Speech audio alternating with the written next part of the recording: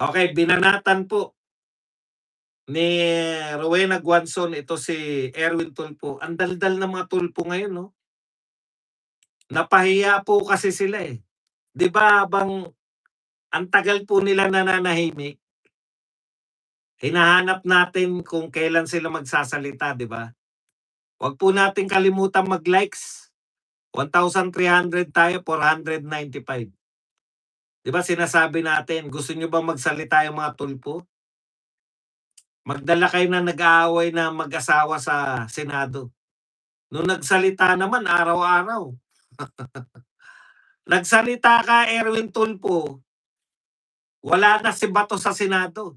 Dapat lahat ng dinadakdak mo tungkol kay Bato, sinabi mo sa harap niya. At sinabi mo para wala ng gulo, Bato, mag-resign ka na. Eh, pinapalo ni Bato yung lamesa mo. Eh. Nung napunta po nung galit na galit si Bato, pinapalo yung lamesa mo dahil alam na ikaw ang isa sa pinakasipsip kay BBM. Pinapalo lamesa mo, sinasabi, anong klaseng gobyerno to? Pak! Sabi mo, nakaganon ka lang. Dapat kung sinabi mo kay Bato yung sa harap ni Bato yung mga sinasabi mo ngayong wala na si Bato, bibilib pa kami sa'yo. Sabihin mo, bulungan mo lang, Brad, kung ako sa'yo, para hindi ka na tayo nahihirapan, sumuko ka na lang.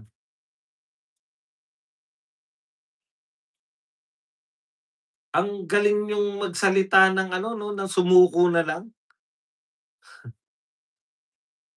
Okay. Isa sa sinabi ni continuous daw po yung kudeta threat.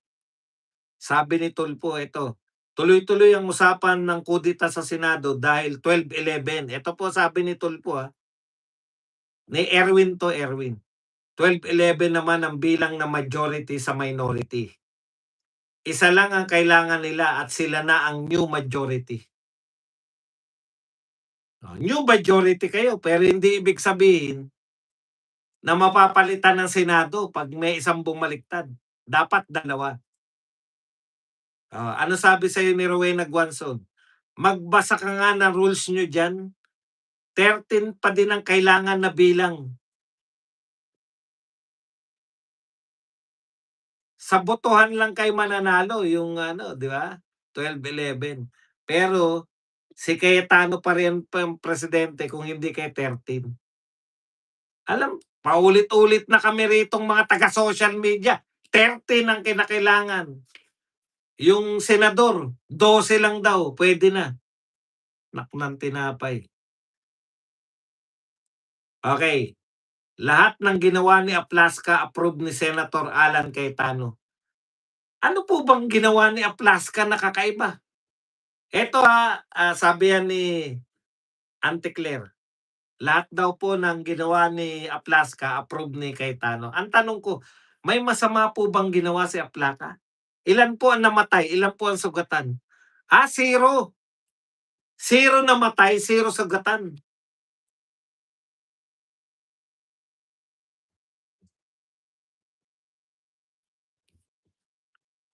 Zero namatay, zero sugatan.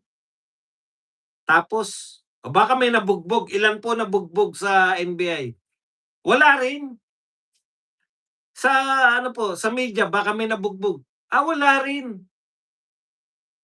Kaya kayo nanggagaliiti simple lang, eh. Gusto niyong hulihin si Bato, hindi niyo nahuli. Yan lang po yun. 1-4 tayo, 567 lang po nagla-likes. Mag-likes-likes po kayo. Galit na galit kayo sa mga Cayetano. Ano ngayon, alangan namang si Aplaska, hindi alam ni Cayetano yung ginagawa niya. Kung meron pong problema kay Aplaska, sampahan niyo po ng kaso. Yan, may nagtanong dito, paano yung usaan na nabugbog? Bakit hindi binabalita ng media? Bakit hindi po kinukundina ng media? Ang ginawa lang po ni Aplaska, nagpaputok lang po, warning shot. Bakit po may warning shot? Kasi pumapasok na sila sa loob ng Senado. Masama po bang i-prevent niyo yung pagpasok ng armadong grupo na hindi nagpaalam? Office of Sergeant at Arms. Ipe-prevent niya po kung kayo po sa bahay ninyo, may pumapasok, nagtatangkang pumasok na armado, okey lang sa inyo? May baril kayong legal? Ilegal po ba yung baril ni Aplaska? Yan ang tanong namin, eh. Ilegal po ba yung baril ni Aplaska? Legal. Kung legal po, para saan po yun? Para ipakita may baril kami, huwag kayong papasok. Okey, 'di ba? Kinondenan niyo ba yun ng bugbog dun sa USAA?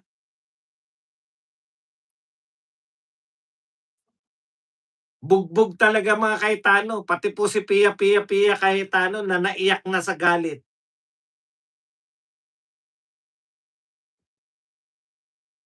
Alam mo Ma'am Pia, hindi kayo sanay na ganyan, 'di ba? Kasi nag-exist kayo, matagal ka ng senador.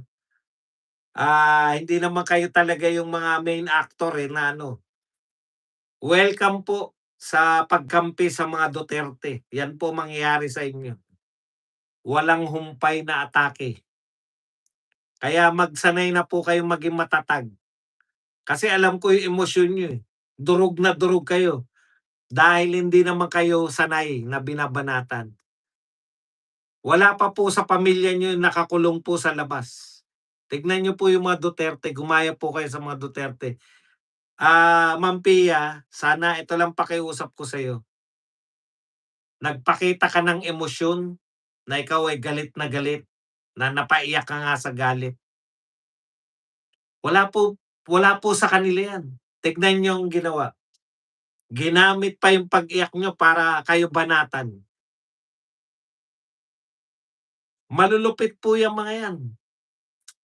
'Pag nagpakita kayo diyan sa mga DDH, Duterte Diehard Haters, 'pag nagpakita po kayo ng kahinaan, akala nila mahina kayo, eh. Senator Pia Cayetano, yung pag-iyak niyo na 'yan, akala nila mahina kayo. Kaya akala nila dahil umiyak kayo na nanghihingi kayo ng simpatya. Hindi kayo bibigyan ng simpatya ng mga 'yan. Atake, umiiyak ka, inatake lang kayo. Sana maging tanda 'to sa inyo, Senator Pia. 'Wag po kayong magpakita diyan sa mga 'yan ng mga kahinaan. Yung iiyak kayo, hindi po nila papansinin 'yan, nakikita pa nila 'yan na kahinaan ninyo kaya atake pa. Mag-ano po kayo, narito po kami. Gusto niyo mag-hire ng biro lang. Atakihin talaga kayo ng mga trolls diyan. Pati yung pag-iyak. Ngayon eto atake nila. Facebook page ni Senator Pia Cayetano naka-off ang comment section. Sabi ng netizen, "Paano ko kumustahin kung naka-off ang comment section?" Tignan niyo. Alam ko yung galit niyo na yun na hindi man lang kayo kinumusta, eh, 'di ba? Pero hindi po akala niyo ba yung mga kalaban 'pag nagpakita kayo ng emosyon yung, aamuin kayo ng mga 'yan? Huwag kayong magpakita ng emosyon, umiyak po kayo, 'wag po sa publiko, yun lang po. Kasi kita niyo yung ano nila, ginaganon pa ni ano, ni Auntie Claire, ginagaya pa yung pag-iyak mo ni Auntie Claire. Okey, Michael Pahatin sa Cayetano siblings, magkapatid na sinungaling.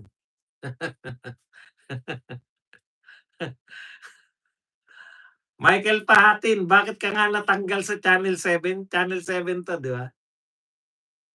Michael Pahatin, bakit ka nga natanggal sa Channel 7?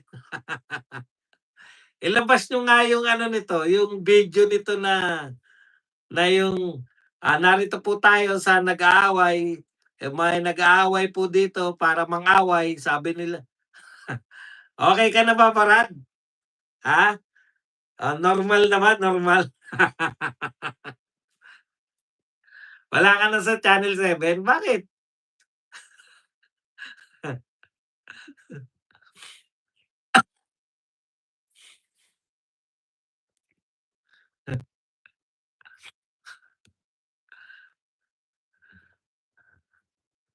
Eto po, pinapakalat ninyo ang ay hindi, eto bakit daw nagsisinungaling. Eto, under attack tapos lumabas sa video na wala naman talaga. Walang nangamusta tapos lumabas ang messages na marami pala nangamusta. Magkapatid na sinungaling, sabi ni Michael Pahatin. Hindi mo naintindihan, eh, close sila, eh, 'no? Kung nag-message lang na o sa mga ano, yung ang sinasabi niya nangumusta, mga close sila, eh. In fact, ito si Pia Cayetano, member siya ng majority. Ang sinasabi Pahatin kasi siyempre hindi mo maintindihan 'yan dahil kulta-kulta na utak mo, eh, 'di ba? May nag-aaway dito, nag-aaway. Okey, Michael Patin, makinig ka. Yung sinasabing kumusta yung personal, yung tatawagan ka ni Tito Soto, tatawa tatawagan ka ni ano, ni Ping Lacson, "Oh, Pia, nagpuputukan diyan, nasaan ka?" Yung gano'n, yung personal, hindi yung literal na message. Hindi yung kinumusta sa message, yung kinumusta na, 'di ba, tinawagan ka. Kasi gano'n pagka talagang concern, 'di ba, tatawagan mo, eh. Yung sinasabi niyo marami nangumusta sa ano, sa tingin mo ba, Michael Pahatin, habang nagpuputukan magagawa pa ni Pia na mag-scroll sa kanyang Messenger? Yung yung mga group chat po, sa normal lang po na sitwasyon, 'no? Pero 'pag nagkakagulong ganyan, hindi mo na magbubukas ka ng ano, "Tignan ko nga kung may message ako." Kayo naman, 'no? Yung mga group chat po, sa normal lang na, paggising mo, "Tignan ko nga kung meron akong ano, group chat." 'Pag nagkakagulo pong ganyan, gusto mong kumustahin si Pia Cayetano, tatawagan mo, magre-ring yun. "Oh, si Senate President tumatawag. Oh, okey lang po kami rito, Senate President." Gano'n po yung sinabi niyang pangungumusta, hindi yung sa tingin niyo ba magme-Messenger pa sila, bubukas pa sila ng laptop nila? Yung sinasabi mong lumabas na wala namang hindi naman daw under attack kasi wala naman daw na ang gusto nilang palabasin, si Aplaska nagpaputok. Wala talagang NBI na napunta ro'n. Na nagpaputok. Nakita namin yung GMA o ABS-CBN, eh. Yung reporter tumatakbo kasama ng mga NBI, eh. Ang kinakatwiran nila nasa GSIS sila. Tumakbo sila, galing sila ng Senate, eh. Ibig niyong sabihin, nagpaputok nagpaputok si Aplaska nang wala siyang nakitang NBI? Hindi porket hindi nakita sa CCTV, wala ng tao ro'n. Ba't naman magpapaputok? Yan po ang problema, eh, 'no, ginawa na nila na kuwento. Ang kuwento nila, yan, katulad nito. Kaya sinungaling na ngayon yung mga nakarinig ng putok. Ang tanong ko lang sa inyo, paano yung may nahuli na taga-NBI?